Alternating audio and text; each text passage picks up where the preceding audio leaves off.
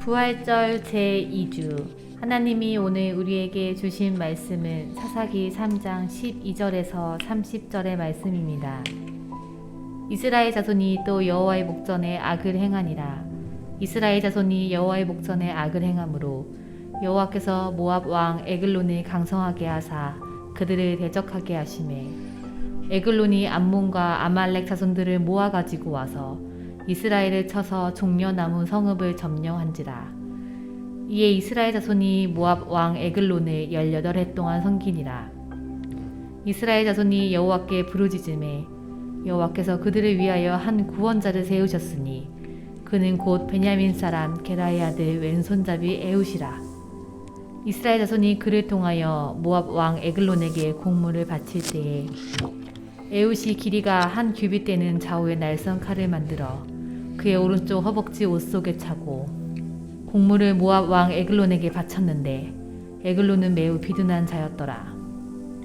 에웃이 공물 바치기를 마친 후에 공물을 메고 온 자들을 보내고 자기는 길갈 근처 돌 뜨는 곳에서부터 돌아와서 이르되 왕이여 내가 은밀한 일을 왕에게 아뢰려 하나이다 하니 왕이 명령하여 조용히 하라 하매 모셔 선 자들이 다 물러간지라. 에웃이 그에게로 들어가니 왕은 서늘한 다락방에 홀로 앉아있는 중이라. 에웃이 이르되 내가 하나님의 명령을 받들어 왕에게 아랠 일이 있나이다 하매 왕이 그의 자석에서 일어나니 에웃이 왼손을 뻗쳐 그의 오른쪽 허벅지 위에서 칼을 빼어 왕의 몸을 찌르매 칼자루도 나를 따라 들어가서 그 끝이 등 뒤까지 나갔고 그가 칼을 그의 몸에서 빼내지 아니하였으므로 기름이 칼날에 엉겼더라. 에웃이 현관에 나와서 다락 문들을 뒤에서 닫아 잠그니라. 에웃이 나간 후에 왕의 신하들이 들어와서 다락 문들이 잠겼음을 보고 이르되 왕이 분명히 서늘한 방에서 그의 발을 가리우신다 하고 그들이 오래 기다려도 왕이 다락 문들을 열지 아니하는지라. 열쇠를 가지고 열어본즉 그들의 군주가 이미 땅에 엎드려져 죽었더라.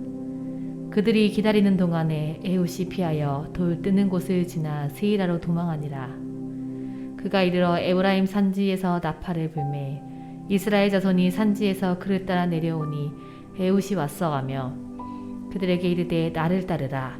여호와께서 너희의 원수들인 모압을 너희의 손에 넘겨주셨느니라 하매 무리가 에웃을 따라 내려가 모압 맞은편 요단 강 나루를 장악하여 한 사람도 건너지 못하게 하였고 그때에 모압 사람 약 10,000명을 죽였으니 모두 장사요 모두 용사라.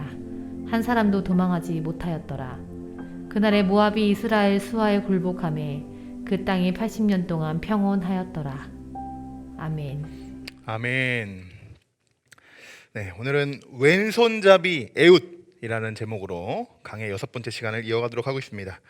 이제 다시 지난주에 우리 부활절이었기 때문에 다시 사사기의 말씀으로 돌아왔습니다. 2주 전이었죠. 첫 사사가 등장을 했습니다. 여러분 혹시 누군지 기억나십니까? 옴니엘. 네, 옴니엘이에요. 자, 옴니엘이 어떤 왕을 물리쳤죠? 메소포타미아의 구산 리사다임이라는 왕을 물리쳤던 그런 이야기를 우리가 나누었죠. 자, 그런데 우리가 이 사사의 내용에서 첫 사사의 내용에서 가장 주목해서 우리가 봐야 하는 내용이 있다라고 말씀드렸습니다. 그래서 옴니엘이 막 싸우는 내용, 그 싸우는 과정의 내용, 승리하는 내용을 우리가 묵상하는 것이 아니라 어떤 것을 우리에게 보여준다고 하셨습니까? 사사기 전체적인 구조를 하나님이 보여주신다라고 이렇게 말씀을 드렸죠. 이스라엘 백성들 앞으로 계속 이 패턴을 반복합니다. 4가지의 패턴이었습니다. 우상을 섬깁니다.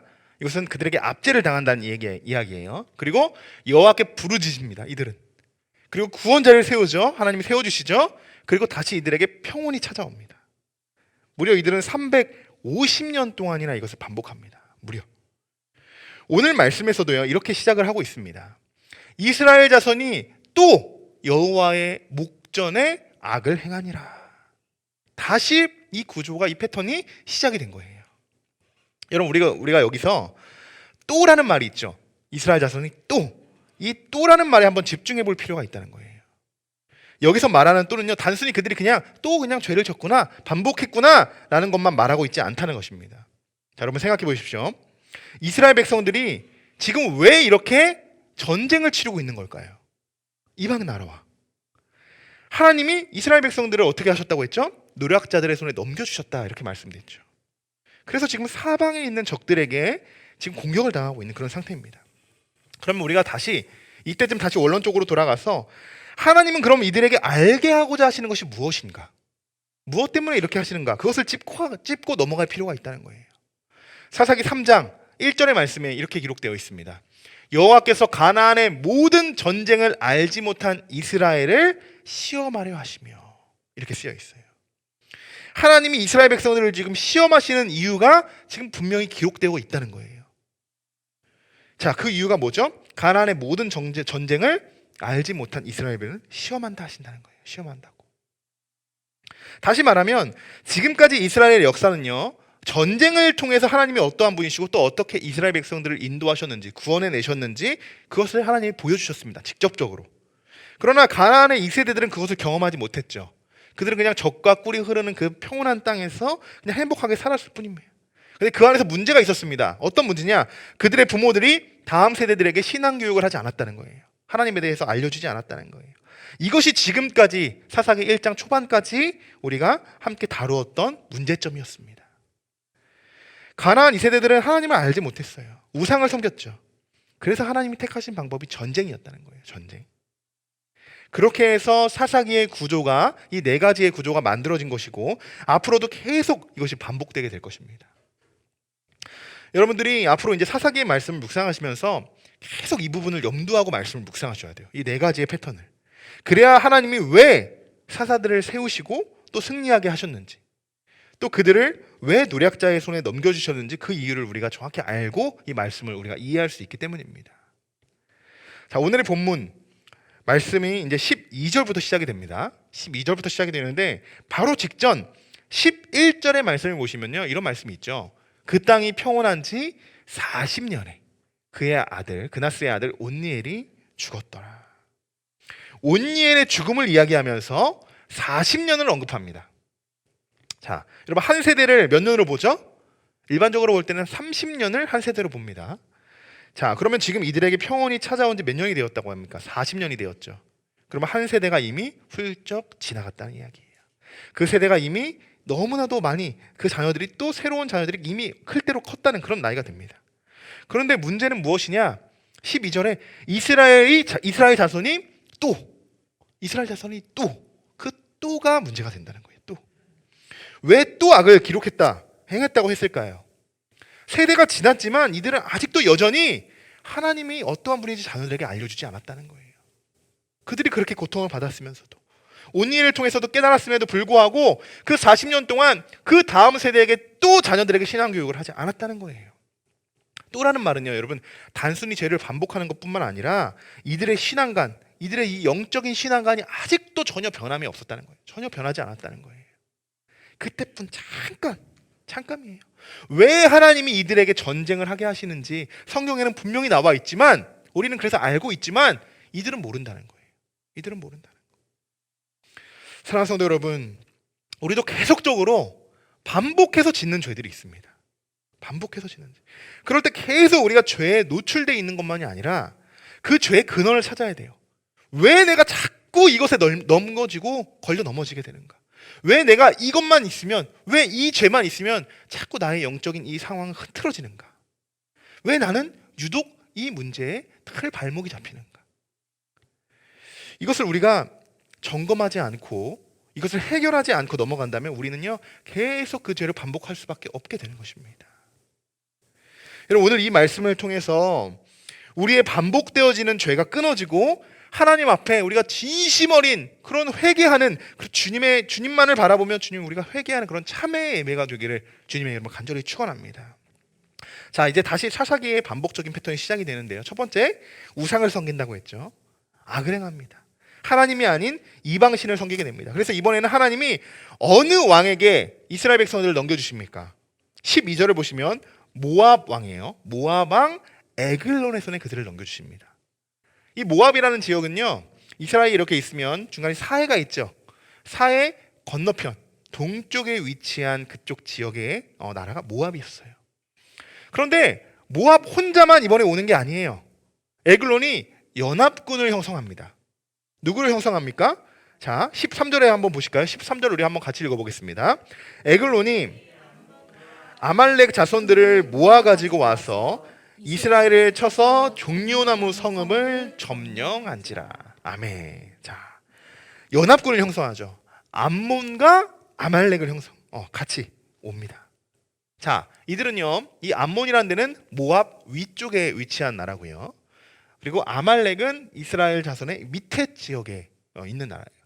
그러니까 주변에 있는 나라예요. 주변에 있는 나라. 그리고 왼편은 어디죠? 지중해니까 갈 수가 없어요. 사방에서 연합군들이 몰려오니 당연히 쉽게 이스라엘을 정복할 수 있게 되는 것입니다. 그렇게 해서 이스라엘 백성들은 18해 동안 그들의 압제를 받게 됩니다. 너무나도 고통스러웠겠죠. 그러나 이스라엘 백성들 이제 뭐 할 차례죠? 두 번째 구조에서 부르짖을 차례예요. 부르짖을 차례. 그리고 하나님이 여러분 누구를 세우죠? 그들의 구원자를 세우십니다. 자, 15절의 말씀입니다. 같이 한번 말씀을 읽어보겠습니다. 이스라엘 자손이 여호와께 부르짖음에 여호와께서 그들을 위하여 한 구원자를 세우셨으니 그는 곧 베냐민의 사람 게라의 아들 왼손잡이 에웃이라. 아멘. 자, 구원자가 등장을 합니다. 구원자가. 그의 이름은 에웃이에요. 자, 그런데 그냥 넘어갈 수 없는 부분이 있어요. 이 말씀 안에서. 에웃의 특징이 나와 있습니다. 특징이. 자, 뭐죠? 왼손잡이를 언급하고 있다는 거예요. 왼손잡이. 자, 여러분의 표정을 보니까 왼손잡이구나. 왼손잡이였구나. 그렇게만 생각하실 수 있는 것 같아요. 그런데 제가 그 다음에 이제 설명을 드리면 왜 에웃이 왼손잡이라는 것을 이 말씀에서 굳이 설명했는지 이것을 여러분들이 알게 되실 겁니다. 그 이유를 알게 되실 거예요. 자, 말씀 한번 보십시오. 다시 한번 보십시오. 에웃이라는 사람이 어디 사람이라고 했죠? 베냐민. 요게 중요해요. 요게 중요합니다. 요것을 놓치면 안 돼요. 에웃은 베냐민 지파 사람이에요. 자, 근데 왜 그게 중요하죠? 이렇게 이야기할 수 있는데 베냐민이라는 것이 무슨 뜻이냐? 이런 뜻입니다, 여러분. 베냐민. 오른손의 아들. 이런 뜻이에요, 베냐민이. 네, 저만 놀라운 것 같습니다. 그러면 에웃이 어디의 아들이어야 돼요? 오른손의 아들이어야 하는데 왜 에웃은 왼손잡이라는 거예요. 굉장히 놀라운 그런 의미를 보여주고 있는 메시지입니다. 이것은 학자들은 여러 의견이 있어요. 에웃이 많은 전쟁 가운데 싸우다가 오른손을 다쳤다 이렇게 이야기하는 학자도 있고, 에웃은 처음부터 오른손에 장애를 가지고 있었다. 그래서 왼손을 쓸 수밖에 없는 사람이었다. 이런 의견들이 있지만 분명한 것은요, 여러분, 그게 중요한 게 아니에요. 하나님은 약자를 들어 쓰신다는 겁니다. 약자를. 오른손의 아들이지만 왼손을 들어 쓰신다는 거예요. 이것이 중요한 것입니다. 성경에서는요, 오른손에 대한 것은요, 상징적인 의미가 있어요. 오른손이라는 것은 힘과 능력을 상징하고 있는 것 중에 하나가 오른손입니다. 오른손. 베냐민은 오른손의 아들이라는 그 이름을 가진, 그리고 그 베냐민 지파의 한 사람으로서 오른손을 쓰지 못했던 것, 에웃은 그에게는 육체적인 어떤 연약함, 이 약함이 있었다는 것을 분명히 오늘 말씀에서 보여주고 있는 것이에요. 그래서 베냐민 지파, 그래서 에웃이라고 이렇게 기록이 되어 있는 겁니다. 그러나 하나님의 에웃을 통해서 우리들에게 보여주고자 하는 그 메시지는요, 아무리 강한 오른손, 인간의 힘과 능력이 아닌 비록 왼손이지만 하나님이 함께 싸우실 때, 하나님이 이스라엘 백성을 구원하고자 하실 때는 반드시 승리할 것이다 라는 그 구원의 메시지를 에웃을 통해서 보여주고 있는 줄 믿습니다. 여러분, 이런 찬양이 있죠. 약할 때 강함 되시네, 나의 보배가 되신 주 나의 모든 것. 이런 찬양이 있듯이 하나님이 이스라엘 백성들을 구원자로, 특별히 에웃을 선택하신 것은요, 그들 안에서 이런 고백이 있기를 원했던 거예요. 약할 때 강함이 되어주시는 분, 그분이 하나님이시라는 것을 이들에게, 이스라엘 백성들에게 깨우치게 하나님이 알게 하시는 그런 방법이라는 것입니다. 여러분, 신앙생활은 여러분 이런 것이에요. 우리의 약함을 그대로 인정하고 하나님만을 붙드는 것입니다. 우리가 아무리 강해도 우리는 어쨌든 죄 앞에 쓰러질 수밖에 없어요. 넘어질 수밖에 없습니다. 이것이 우리들의 현실이에요. 하지만 그 안에서도 우리가 늘 하나님을 잊지 않고 우리가 기억한다면, 그 약함 속에서도 하나님만을 붙들어준다면 하나님이 반드시 우리의 약한 우리들을 죄에서 건져내 주실 것이고, 약했던 우리들을 하나님이 강한 오른팔보다 더 강하게 우리를 만들어 주시고 변화시켜 주실 줄 믿습니다. 여러분, 우리의 구원자, 우리의 유일한 구원자는 누구십니까? 예수 그리스도 한 분밖에 없습니다. 우리의 유일한 구원은 하나님 한 분이십니다. 그분밖에 없어요. 여러분, 이것만 기억하시면 됩니다. 우리 한번 옆 사람과 이렇게 인사를 나눠볼까요? 하나님이 우리의 구원자이십니다. 한번 이렇게 인사 나눠봅시다. 하나님이 우리의 구원자이십니다. 하나님밖에 우리의 구원자는 없으십니다. 아무리 약한 왼손이지만 그것을 들어 쓰시는 분이 하나님이시라는 거예요. 여러분, 에웃은요, 힘의 상징을 갖고 있었던, 오른손의 사람을 갖고 있었던 그런 뛰어난 용사가 아니었다는 거예요. 베냐민 지파임에도 불구하고 오른손을 아예 쓸 수 없었던 뿐더러 심지어 에웃의 역할은요, 잘 싸는 용사 그렇지 않았다는 거예요. 이스라엘 백성들이요, 에글론에게, 모압 왕이죠, 에글론에게 곡물을 갖다 바칩니다. 18년 동안 이 곡물을 갖다 바쳐요. 그것을 모아가지고 에글론 왕에 곡물을 바치는데, 모아서 바칠 때 그 곡물을 가지고 다녔던 사람이 누구예요? 에웃이에요. 에웃. 그런 역할을 감당했다는 거예요. 용사가 아니라는 거예요. 그럼 어떻습니까? 에글론이 그 곡물을 바치는 역할을 하는 사람을 뭐 용사같이 막 이렇게 막 웅장한 그런 자를 썼겠습니까? 아니겠죠. 약해 보이는 자를 썼겠죠. 왜? 언제든지 나를 공격할 수 있으니까. 왕이 봤을 때도 에웃은 위협적이지 않았을 거예요.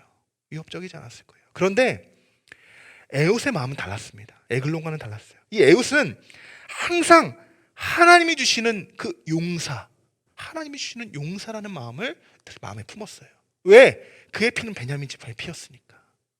나는 늘 하나님의 용사다라는 그 마음을 품고 계속적으로 압제의 그 18년 동안 보냈다는 거예요. 그 세월을. 그러던 어느 날이었습니다. 에웃이 길이가 한 규빗 정도 되는 아주 날카로운 칼을 만듭니다. 손끝에서부터 팔꿈치까지가 한 규빗이라고 이야기합니다. 한 45cm 정도에 되는 그런 사이즈인데, 그것을 몰래 자신의 오른쪽 허벅지에다가 옷 속에 숨깁니다. 그러니 확실히 성경에서는 뭘 보여주는 것이냐, 왼손잡이라는 것을 끝까지 보여주는 거예요. 오른쪽이 차니까.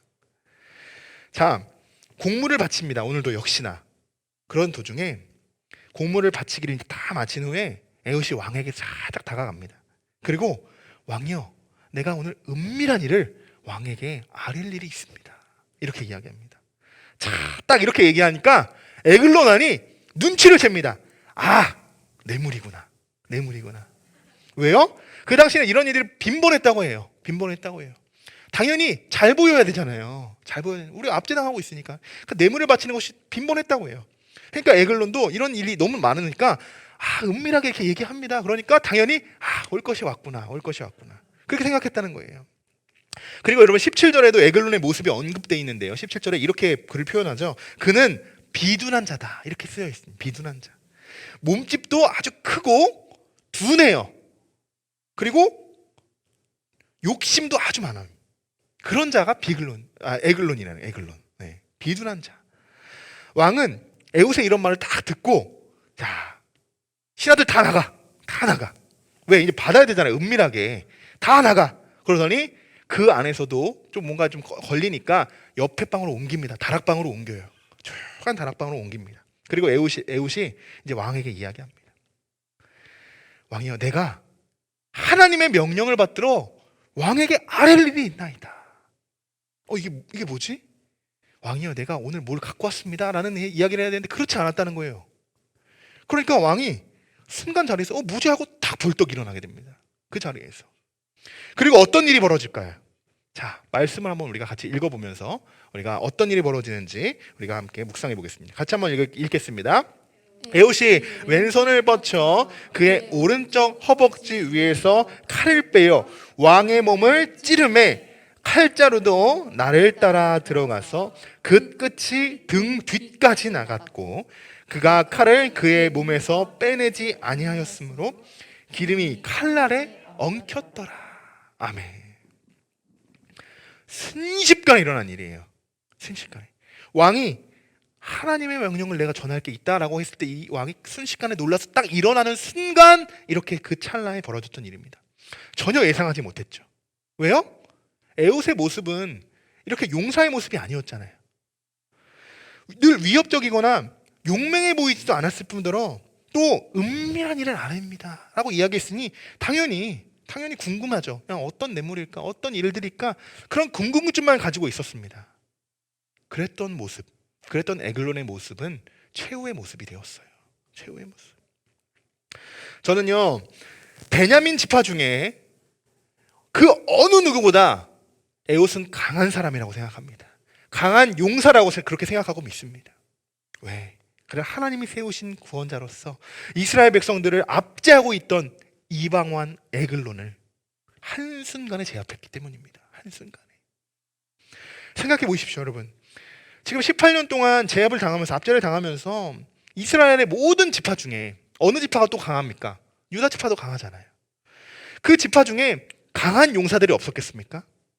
몰래 기습해서 하나님이 몰래 기습하게 해가지고 아주 용감하고 용맹한, 아주 오른손도 잘 쓰고 그 용맹한 그런 용사가 없었겠습니까? 뭐 다른 지파뿐만 아니라 베냐민 지파 중에서도 에웃보다 잘 싸우고 아주 강하고 능한 자가 분명히 있었습니다. 분명히 있었어요. 저는 그렇게 생각합니다. 그러나 하나님이 세우시는 구원자는 따로 있다는 거예요. 하나님이 사용하시는, 하나님이 일하게 쓰시는 사람은 분명히 따로 정해져 있다는 거예요. 하나님은 이걸 묵상하게 하시는 겁니다. 그는 용사도 아니었어요. 공물을 받쳐주는 그런 역할을 하는 그 사람 중에 한 명이었다는 거예요. 그런 하나님이 구원자로 세우실 때는 그 약한 자를 하나님이 세워주신다는 겁니다. 에그론을 죽이기 직전에 에웃이 어떤 말을 했다고 했습니까? 자, 20절의 말씀이에요. 같이 한번 이 말씀만 읽어보겠습니다.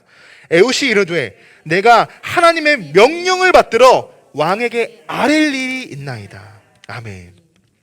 에웃의 행동은 하나님의 명령을 실천한 행동이었어요. 그죠? 에웃이 그냥 스스로 내가 복수의 칼날을 품고 왕을 죽인 게 아니에요.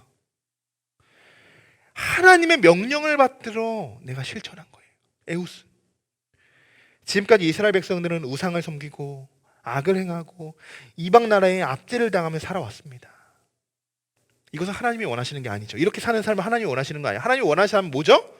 하나님이 노략자의 손에 넘겨주셨지만 하나님이 너희들의 구원자다, 내가 너희들의 구원자다, 내가 너희들을 알게 하는 거다, 전쟁을 통해서 너희들이 나만 섬기기를 원한다 라는 것을 일깨워주고 가르쳐주기 위해서 하나님이 이렇게 노략자들에 넘겨주는 거예요.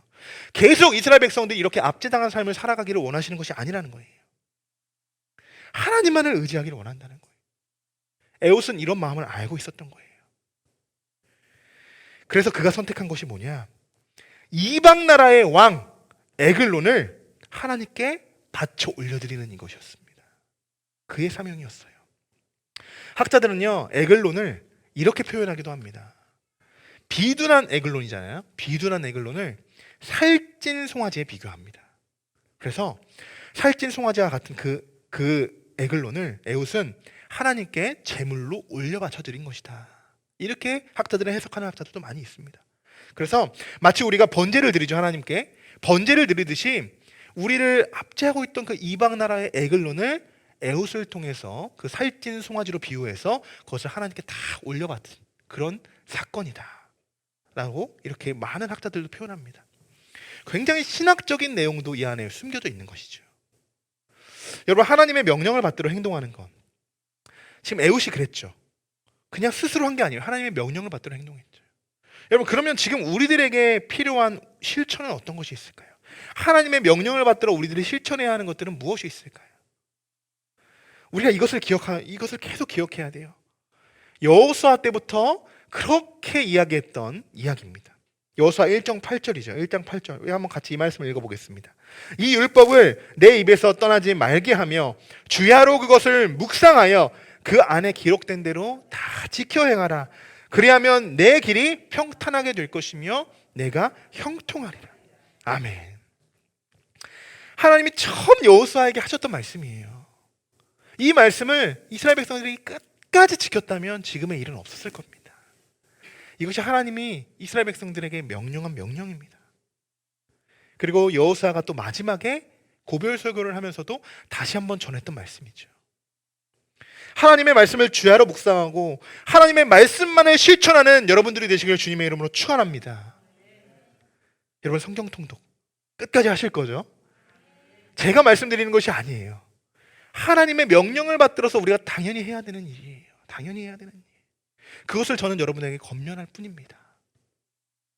이것이 하나님의 말씀 주야로 묵상하고 그 안에 기록된 대로 실천하는 것, 이것이 지금 우리가 지켜야 할 하나님의 명령인 줄 믿습니다. 에웃은 그렇게 에글론을 하나님께 바쳐드리고요, 다락방 문을 잠깁니다. 걸어 잠그고 조용히 빠져나와요. 그리고 밖에서 한참 기다렸던 그 신하들이 있죠. 왜 안 나오는 거지? 왜 안 나오는 거지? 오래 기다려도 왕이 나오지 않자 열쇠를 가지고 와서 문을 엽니다. 그러나 그곳에는 이미 죽어 누워있던 에글론 왕 혼자뿐이었어요. 에웃은 이미 도망친 후였죠. 에웃은 이미 이스라엘 진영에 도착해서 에브라임 산지에서 이스라엘 백성들의 그 용사들을 다 모읍니다. 이스라엘 백성을 다 모아서 에웃이 나를 따라오라 이렇게 이야기합니다. 그리고 요단강 나루를 장악해버려요. 거기서 이제 다시 전쟁이 벌어지게 됩니다. 모압 이 왕이 죽었으니 얼마나 이들이 분하겠습니까? 그래서 어떻게 합니까? 10,000명의 군사들을 데리고 와요. 10,000명의 군사들을. 자, 29절의 말씀 우리 한번 같이 읽어보도록 하겠습니다. 그때 모압 사람 약 10,000명을 죽였으니 모두 장사요 모두 용사라. 한 사람도 도망하지 아니하였더라. 아멘. 자, 에웃을 뒤쫓아왔던 이 모압 사람들은요 10,000명이나 되는 숫자였어요. 10,000명. 어마어마한 숫자예요. 어마어마한 숫자. 그리고 그뿐만이 아니죠. 그들은 뭐라고 써 있습니까? 그들은 모두 장사, 모두 용사. 엄청난 군사력을 지금 자랑하고 있는, 그죠? 여러분 사실 일반적인 싸움이었다면 이스라엘 백성들 지금 어떤 상황이죠? 모압에 압제를 당한 상황이죠. 군사력이 강할까요? 약할까요? 약해질 수밖에 없죠. 뭐 이들이 뭐 언제 훈련을 하겠어요? 그냥 그들의 노예로 계속 그냥 그들의 시키는 대로만 했을 텐데 오히려 계속 군사력을 늘렸던 그 나라는 모압이었습니다.